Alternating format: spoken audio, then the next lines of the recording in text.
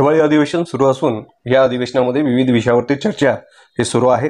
तर याच हिवाळी अधिवेशनामध्ये पहिल्याच दिवशी जे काही सेवकांच्या बदल्या आहेत यांच्याविषयी कोणकोणता निर्णय झालेला आहे, कोणत्या प्रकारचं विधेयक हे मंजूर झालेलं आहे, हे विधेयक काय आहे, याच्यामध्ये कोणती माहिती आहे, हे आज आपण या बातमीमध्ये पाहणार आहोत। त्या अगोदर जर आपण या चॅनलवरती नवीन असाल तर चॅनलला सबस्क्राइब करून घ्या, व्हिडिओ आवडल्यास लाईक आणि शेअर करून घ्या। तर बघा कोणत्या प्रकारचं विधेयक हे अधिवेशनामध्ये मांडलेलं आहे। तर राज्य सेवेतील अ, ब, क आणि ड गटातील सेवक आणि कर्मचारी यांच्याकरिता एखाद्या पदावरील कालावधी 3 वर्षाचा करून या बदल्या वर्षातून एकदाच एप्रिल किंवा मे महिन्यात करण्यासंदर्भातील विधेयक हे हिवाळी अधिवेशनाच्या पहिल्याच दिवशी विधानसभेमध्ये मांडण्यात आलेलं आहे आणि त्यास सभागृहानं मंजुरी प्रदान केलेली आहे।